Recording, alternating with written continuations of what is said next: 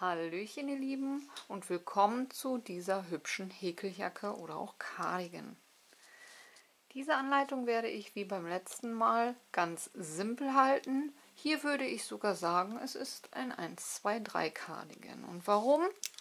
Wir werden einen T häkeln. Der erste Part wird aus einer gesamten Fläche bestehen,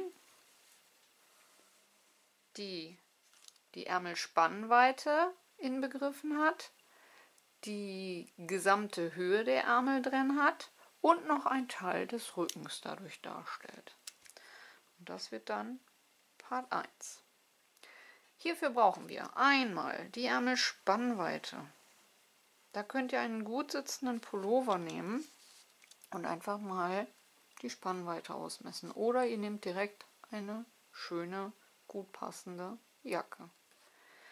In meinem Fall sind dies 135 cm.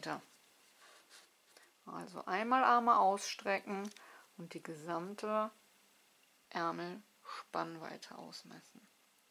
Als nächstes benötigen wir die Ärmelhöhe. Diese Jacke soll diesmal etwas lockerer sitzen und auch nicht nur als Sommerjacke, sondern auch als Übergangsjacke im Herbst sein. Und dafür brauche ich natürlich etwas weitere Ärmel, um auch mal ein Longshirt oder einen dünnen Pullover noch drunter ziehen zu können. Hier nehme ich eine Ärmelhöhe von 20 cm. Für Part 1 benötige ich diese allerdings mal 2. Ihr müsst euch die Ärmel nämlich anfänglich aufgeklappt vorstellen. Also wird die Fläche, die wir dann runterhäkeln, für die Ärmel in meinem Fall 40 cm betragen. Und das ist der erste Part, den wir gleich häkeln werden. Ärmelspannweite mal Ärmelhöhe, aber doppelt genommen. Nun kommen wir zum zweiten Part. Und dieser wird daraus bestehen, den Hauptkörper runter zu häkeln. Und hierfür nehmen wir folgende Maße. Ihr nehmt euren Brustumfang oder wenn ihr sagt, euer Hüftumfang ist breiter, dann selbstverständlich den Hüftumfang bei Größe M, also Größe 38, bin ich immer etwa bei 100 cm. Diese teile ich durch 2 und komme somit auf 50. Auf diese 50 rechne ich nochmal 10 cm mehr drauf, damit das Ganze auch später schön locker sitzt, und komme somit auf 60 cm. Also Brust- oder Hüftumfang geteilt durch 2 und das Ergebnis nochmal, egal für was für eine Größe ihr häkelt, plus 10 cm mehr. Und das ergibt dann diese Breite hier. Nachdem wir dann Part 1 haben, klappen wir diesen in der Mitte zusammen, ermitteln die Mitte und markieren uns dann in meinem Fall die 60 cm von der Mitte aus, 30 nach links, 30 nach rechts. Also das Ganze hier wird dann bei mir 60 cm haben. Danach brauchen wir von unterm Ärmel herab gemessen noch die Maße, wie lang die Jacke werden soll. Hier allerdings vorsichtig, die Wolle hängt sich auf jeden Fall noch aus, mal mehr, mal weniger. Es kommt darauf an, ob ihr fest oder locker häkelt, mit was für Muster ihr häkelt und so weiter und so fort. Also auch hier nicht übertreiben, sondern schon davon ausgehen, dass es noch 5 bis 10 cm länger werden kann, schätzungsweise. Daher nehme ich hier eine Gesamtlänge von 40 cm. So. Also wird der zweite Teil 60 breit und 40 lang werden. Und insgesamt habe ich dann eine Fläche von hier unten bis hier oben von 80. Das wird allerdings im späteren Verlauf zusammengeklappt, denn wir wollen ja auch Ärmel haben. Und dadurch verkürzt sich das dann alles um 20 cm. Und ich habe dadurch am Ende nur noch eine Fläche von 60. So, nachdem wir unsere Ärmelspannweite haben unsere Ärmelhöhe mal 2 genommen haben, haben wir den ersten Part und wissen, aha, in meinem Fall 135 mal 40 und das ist schon eine beachtliche Fläche. Hier ist der Vorteil, dass wir schon einen Großteil des Rückens mit dabei haben. Danach kommt Part 2. Brustumfang oder Hüftumfang nehmen, geteilt durch 2 und das Ergebnis, egal für welche Größe, nochmal 10 cm mehr drauf rechnen. In meinem Fall sind es 60. Also brauchen wir für Part 2 60 cm. Danach unterm Ärmel herabmessen, wie lang ungefähr die Jacke werden soll und das ergibt dann die Länge. Also wird Part 2 60 mal 40 cm. So, und Part 3 zum Schluss müsst ihr euch so vorstellen, dass wir Part 1 zusammenklappen und die Ärmel schließen. Ab dem Punkt können wir die Ärmel dann auch benutzen, einmal reinschlüpfen und schauen, wie weit das Ganze soweit sitzt. Danach kommt Part 3 und dieser bewegt sich dann einmal komplett um die Jacke rum.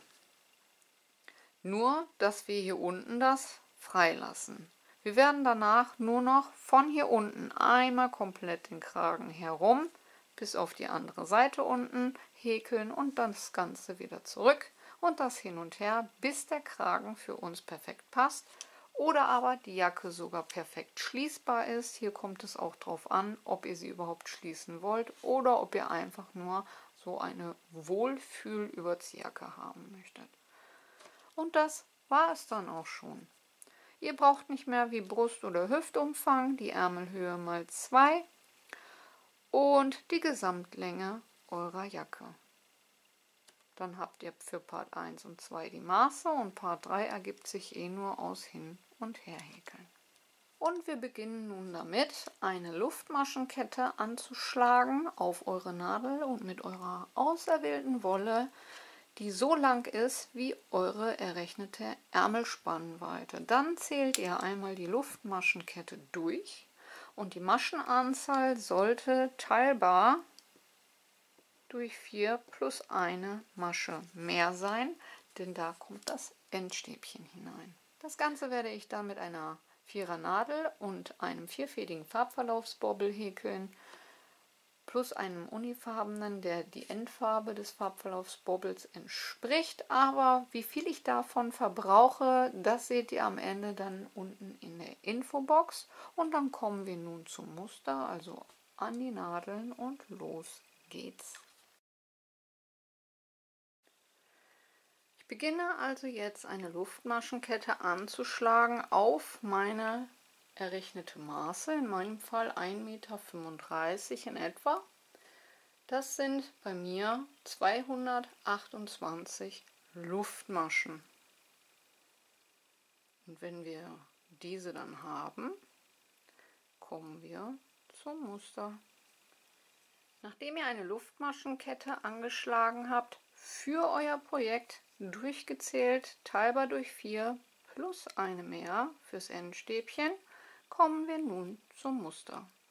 Für das Muster legen wir den Daumen auf die letzte Masche und häkeln, um auf ein Stäbchen zu kommen, nochmal zusätzlich 3 Steigeluftmaschen. Danach machen wir einen Umschlag und lassen nun 3 Maschen frei für das Stäbchen. Dann lassen wir die erste Masche frei, die wir mit unserem Daumen markiert haben. Das sind 4 Luftmaschen und gehen in die 5. Abnadel und häkeln dort ein Stäbchen hinein. Danach in die nächste und übernächste Masche auch nochmal ein Stäbchen, sodass wir 3 Stäbchen hintereinander haben. Sobald wir das haben, machen wir 2 Umschläge und gehen nun in die erste freigelassene Masche zurück. Bei Luftmaschen ist es etwas kniffliger. Dann nehme ich mir mit dem Nadelkopf, mit dem Haken selber die Masche auf. Und nun brauchen wir ein Doppelstäbchen. Das heißt, wir holen den Faden durch 2 Schlaufen, nochmal durch 2 Schlaufen und nochmal durch 2 Schlaufen. Also 3-mal durch 2 Schlaufen. Nun haben wir 3 Stäbchen und ein Doppelstäbchen einmal darüber gehäkelt. Umschlag, die nächste freie Masche freilassen, und ab der zweiten 3 Stäbchen häkeln.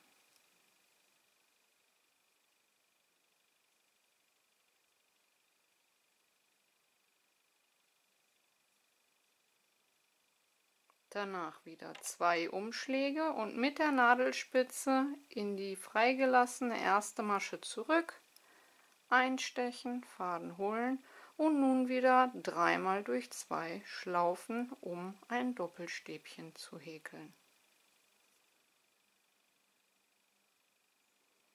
Umschlag, nächste Masche freilassen und in die nächsten 3 wieder jeweils ein Stäbchen häkeln, so dass wir 3 Stäbchen hintereinander haben.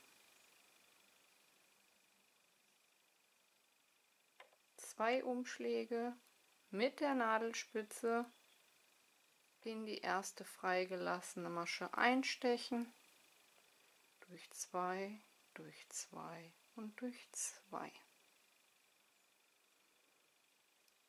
So sollte es dann aussehen. Und nun so die ganze Reihe.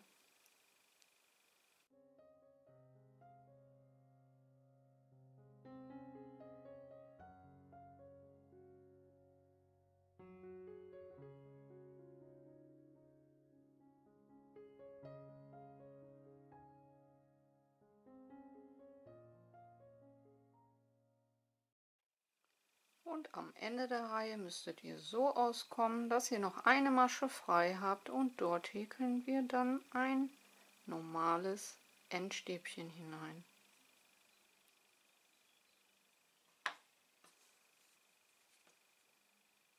Das war Reihe 1. Bei Reihe 2 bleiben wir bei diesem Muster. Allerdings wollen wir ja jetzt alles auf eine Seite haben. Dies ist ein einseitiges Muster. Ihr könntet jetzt auch die Richtung wechseln, auf der anderen Seite genauso häkeln, würde auch gut aussehen. Dann allerdings bekommt ihr nicht die Optik, die ihr am Anfang auf dem Bild gesehen habt, sondern eher Streifen. Für Reihe 2 wenden wir das Ganze und nun müssen wir diese Seite auch auf diese Seite bringen. Und das machen wir, indem wir einen Umschlag machen und nun erstmal die erste auslassen, in die zweite, dritte und vierte jeweils ein Stäbchen häkeln, also jeweils ein Stäbchen über jedes der Stäbchen.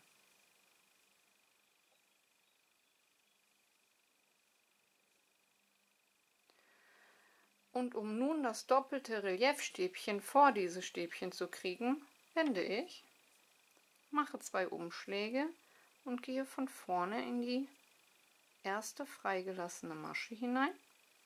Das lässt sich auch diesmal leichter einstechen. Hole den Faden durch 2 und durch 2 und wende auch dann wieder so zurück, wie ich hingewendet habe. Sonst verdreht ihr die Masche und könnt dann in der nächsten Reihe nicht mehr darauf zurückgreifen. Umschlag, nächste Masche freilassen und über die nächsten 3 Stäbchen jeweils ein Stäbchen häkeln.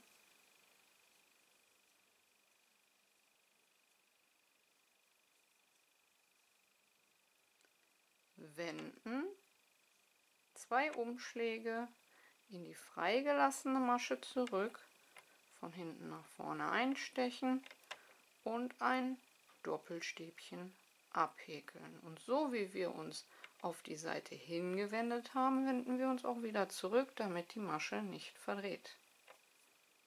Umschlag, über die nächsten 3 Stäbchen wieder jeweils ein Stäbchen.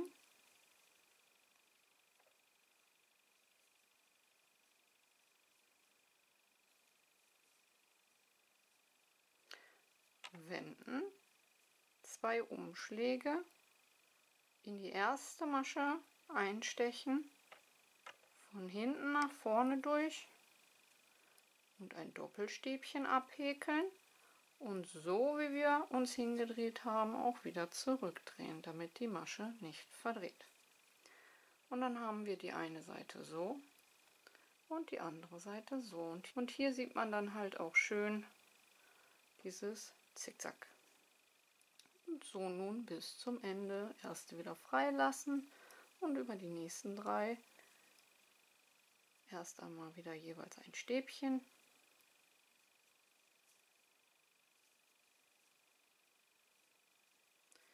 Wenden, Umschlag in die Masche zurück, ein Doppelstäbchen, wieder zurückwenden und weiter.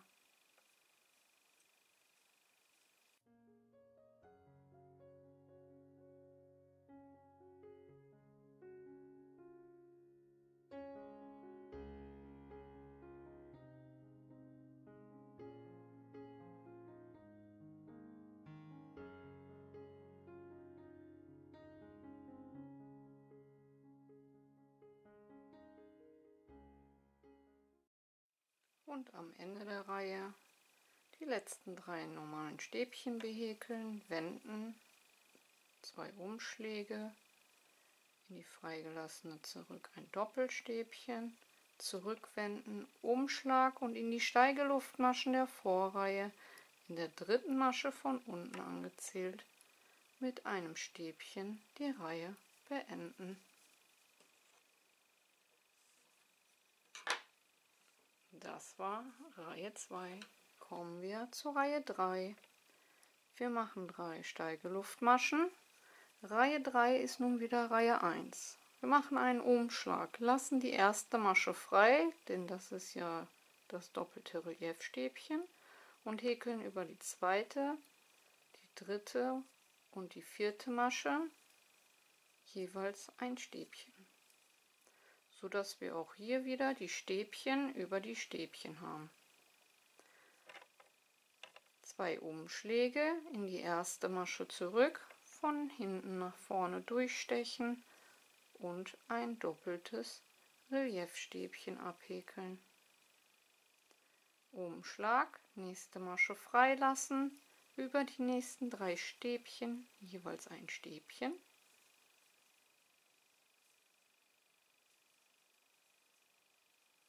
Zwei Umschläge in die erste Masche zurück, komplett einstechen und ein Doppelstäbchen häkeln. Und nun bildet sich das Zickzack wieder in die andere Richtung. Noch ein drittes Mal, erste Masche freilassen, über die nächsten 3 Stäbchen, jeweils ein Stäbchen, 2 Umschläge in die erste Masche zurück, ein Doppelstäbchen und so nun die ganze Reihe.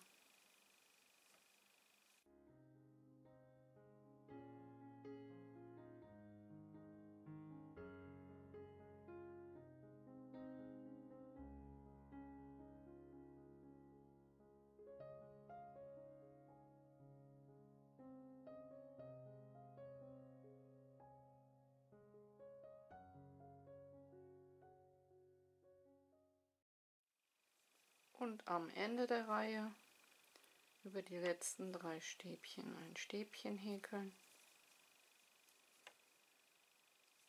ein Doppelstäbchen oder ein doppeltes Reliefstäbchen davor und mit einem Stäbchen in den Steigeluftmaschen der Vorreihe in der 3. Masche von unten angezählt mit einem Stäbchen die Reihe beenden. Und dann sieht es bereits schon so aus.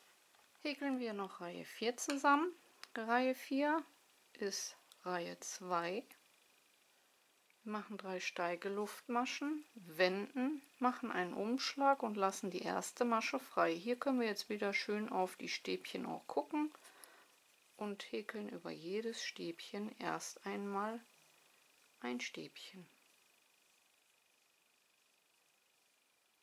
Dann wenden wir, machen 2 Umschläge, gehen in die erste Masche zurück und häkeln unser doppeltes Reliefstäbchen. Dann wenden wir wieder zurück, so wie wir uns hingewendet haben, machen einen Umschlag, lassen die erste Masche wieder aus und häkeln über jedes Stäbchen der 3 Stäbchen ein Stäbchen. Danach wieder wenden, 2 Umschläge in die ausgelassene Masche komplett einstechen, ein Doppelstäbchen häkeln und wieder zurückwenden. Ein Umschlag, über die nächsten 3 Stäbchen ein Stäbchen, wenden, 2 Umschläge in die freigelassene Masche komplett einstechen und ein doppeltes Reliefstäbchen häkeln. Wieder zurückwenden, wie wir uns hingewendet haben, damit sich die Masche nicht verdreht, und so nun die restliche Reihe.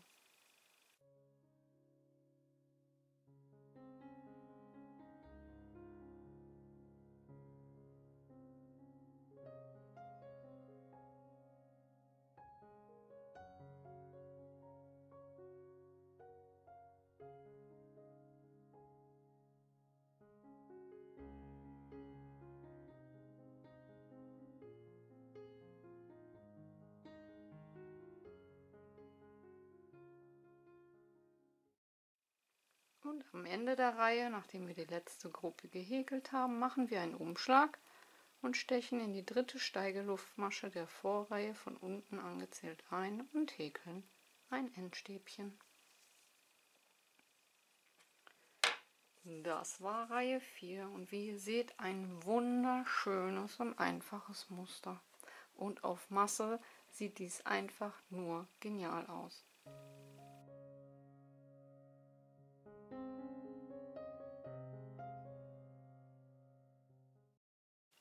Zurück, ihr Lieben, nach 24 Reihen sind die Ärmel und somit auch ein Teil des Rückens schon soweit fertig. Als nächstes kommt der untere Teil, der Hauptkörper. Dazu hatten wir ja den Brustumfang geteilt durch 2 genommen und plus 10 cm mehr drauf gerechnet. Bei mir waren es 60 cm. Nun nehmt ihr diese Fläche, klappt diese zusammen und markiert euch die Mitte. Wie gerade erwähnt, waren es bei mir ja 60 cm.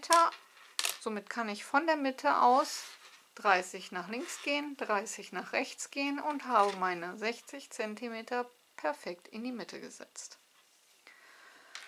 Danach gehe ich eine Masche vorher und fixiere mir mein Stäbchen, mache mit 3 Steigeluftmaschen, lasse wieder die erste Masche aus, mache meine 3 Stäbchen und gehe wieder in die erste freigelassene zurück. Aber hier auch Achtung, je nachdem, auf was für eine Seite ihr anfangt. Ne? Ob ihr jetzt auf der Seite anfangt, damit ihr die Pfeilrichtung nach vorne habt, oder wenn ihr so ausgekommen seid, dass ihr jetzt die Pfeilrichtung nach hinten habt, je nachdem, wie ihr halt anfangen wollt. Da müsst ihr dann halt schauen, da kann ich euch jetzt hier aus dem Stegreif nicht weiterhelfen. Also ihr häkelt dieses Muster jetzt einfach Reihe für Reihe gerade weiter, aber halt nur auf diese kleinere Maße, auf eure Hauptkörpermaße, in meinem Fall sind 60 cm, und dann halt entsprechend der Länge, die ihr haben möchtet. In meinem Fall hatte ich ja 40 cm aufgeschrieben. Also kommt jetzt hier nochmal eine kleine Fläche ran, 60 Breite, 40 Länge. Und das wäre dann schon Part 2. Komplett unspektakulär. Mitte ermitteln, indem man das Ganze zusammenklappt. Die Breite nach links und rechts dann markieren. Dann können wir auch den Marker aus der Mitte wieder rausnehmen. Und dann dieses Stück als Hauptkörper, so lang wie eure Jacke werden soll, herunterhäkeln. Ich mache also kurz einmal den Anfang noch mit euch. Ich habe hier also nun mein Kästchen, die Pfeilrichtung müsste nach dort. Das heißt, ich beginne eine Masche vorher, fädel mir hier meinen Faden neu ein, beginne mit 3 Steigeluftmaschen, lasse hier die erste Masche frei, das ist diese, wo ich mir den Marker hineingesetzt habe. Häkel meine 3 Stäbchen,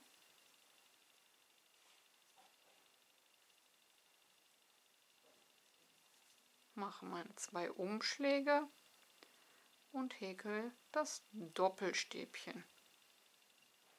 damit ich auch hier somit dann den Pfeil in die richtige Richtung Dann geht das Muster weiter, wie wir es kennen, bis auf die andere Seite, bis zum Marker. Dann machen wir auch hier unsere 3 Stäbchen, unser Doppelstäbchen und beenden das Ganze hinter dem Marker mit einem Stäbchen in die letzte Masche.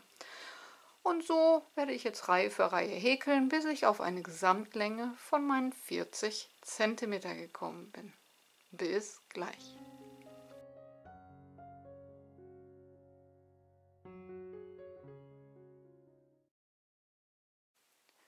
Zurück. Nach 32 Reihen ist der Hauptteil unten auch soweit fertig und ich habe meine 40 cm nach unten hin erreicht. Um zum dritten Part zu kommen, müssen wir jetzt erst einmal unsere Ärmel auch fertigstellen. Und das machen wir, indem wir auf die Außenseite schauen und die Ärmel umklappen.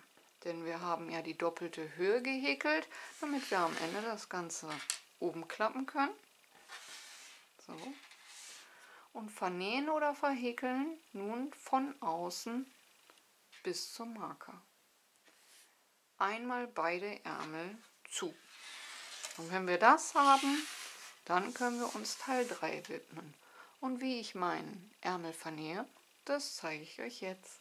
Ich klappe also die Ärmel zu, mache die Außenseite auf die Außenseite, sodass ich quasi auf die Innenseite der Jacke schaue. Nehme mir den Faden, ca. 3-mal die Länge, die ich vernähen möchte. Nehme mir diesen doppelt, mache mir ein Knötchen unten am Ende hinein und beginne außen. Ziehe mir den Faden durch und dadurch, dass ich ein Knötchen habe, einmal unten durchs Knötchen und kann mir diesen dann so fixieren. Der Faden ist natürlich jetzt am Anfang ziemlich lang, aber das wird sich schnell ändern. So, und ich verwende hier wie immer den Kautstich. Dazu gehe ich ca. einen halben Zentimeter am hinteren Häkelstück zur Seite durch. Hier immer nur leicht anziehen, damit sich das Ganze nicht zu sehr zusammenzieht. Anfänger sollten sich den Faden dann überlegen und in Höhe des Fadens am vorderen Häkelstück ca. einen halben Zentimeter zur Seite einstechen. Faden wieder überlegen und am hinteren Häkelstück ca. einen halben Zentimeter eine Maschenbreite zur Seite hin einstechen. Und immer mal wieder so ein bisschen dran ziehen, damit sich das nicht zusammenkräuselt.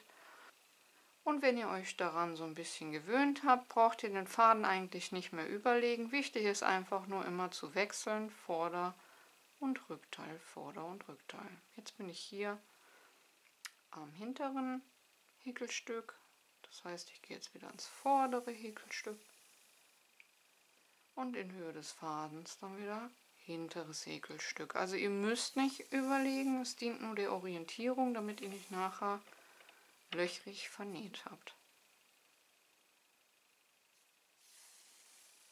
Und so vernähe ich jetzt den ganzen Ärmel. Immer mal wieder zuppeln, dass das nicht sich so zusammenzieht.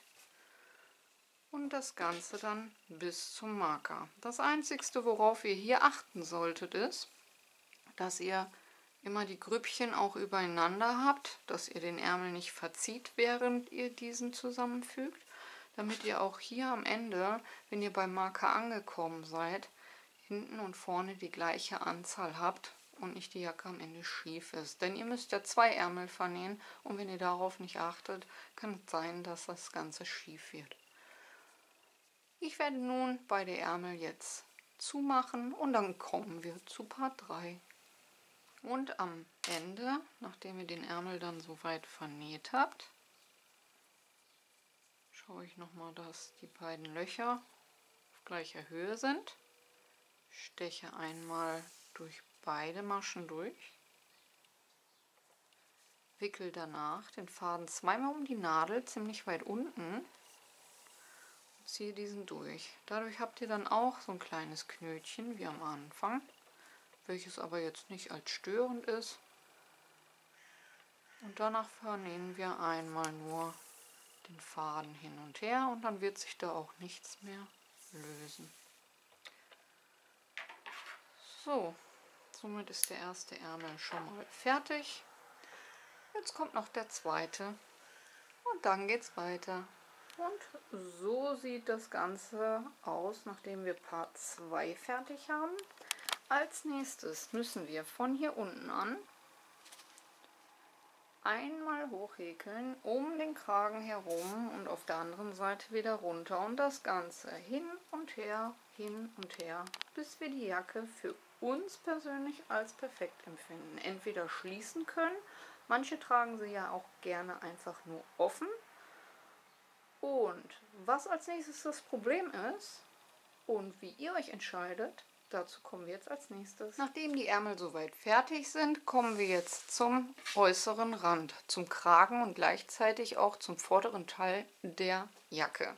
Das Problem jetzt hierbei ist, wir haben eine Musterung.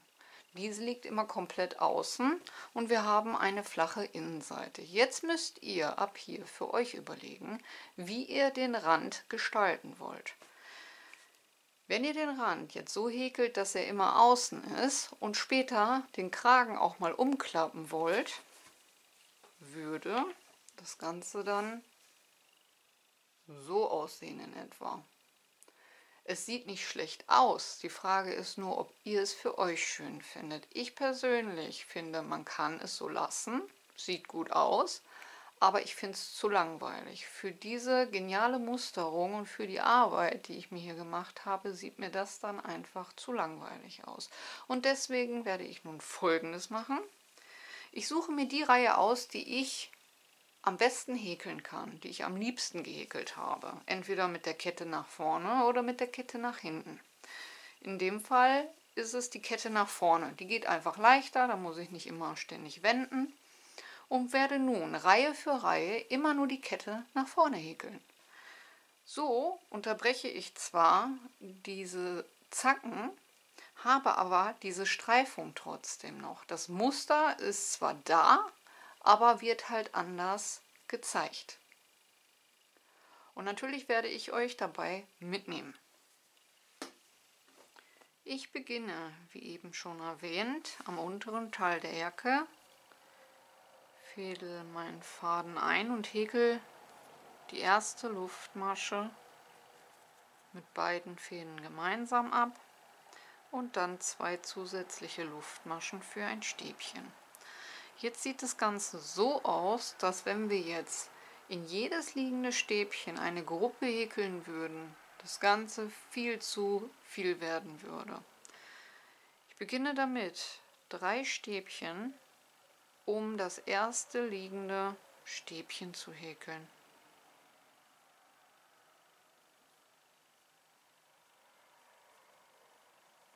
Und auch hier, wie vorhin schon gesagt, häkle ich jetzt nur noch das Reliefstäbchen, also die Verkreuzung nach vorne. Ich gehe dann zurück und häkle die Verkreuzung. Damit sich das Ganze jetzt schön verteilt und nicht zu viel wird, lasse ich jetzt ein liegendes Stäbchen aus und gehe in das nächste.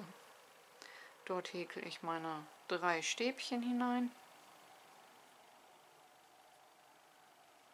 mache 2 Umschläge und nehme mir nun die Mittelnaht, also von liegendem Stäbchen zu liegendem Stäbchen, die Mittelnaht, steche dort in die Masche ein und häkel die Verkreuzung.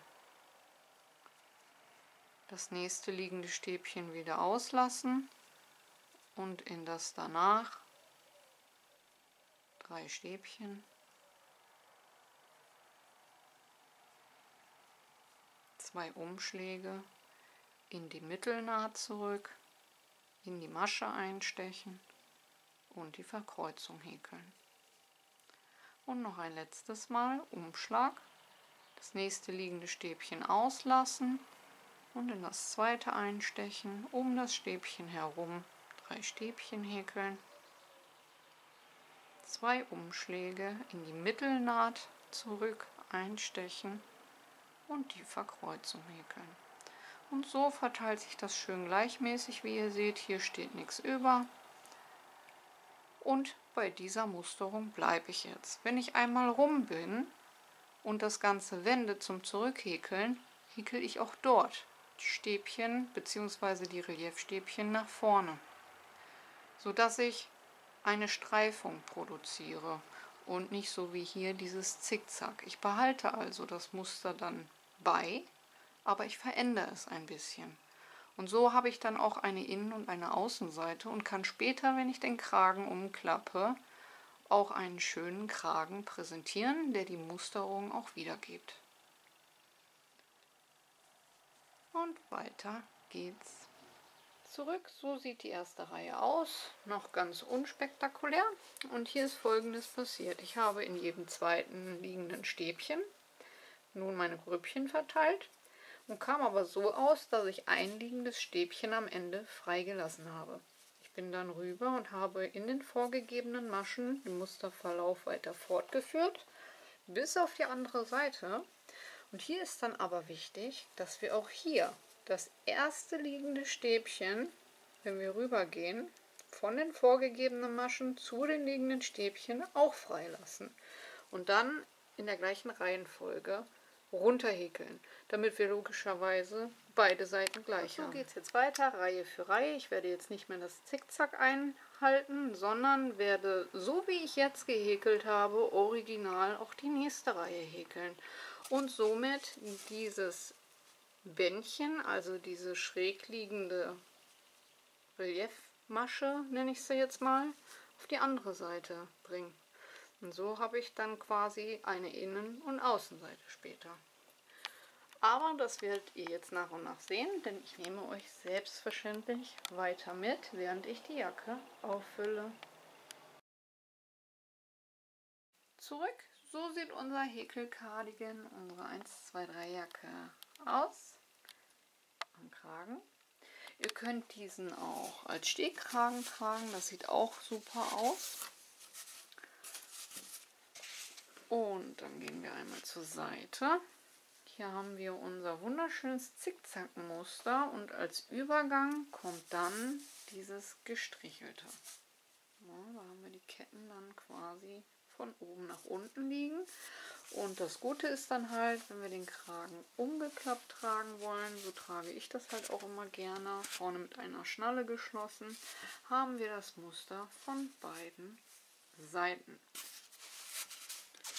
Ich hoffe, euch hat die Anleitung gefallen und ihr seid gut mitgekommen. Vergesst nicht, eure Bewertung dazulassen, wie immer ganz, ganz wichtig.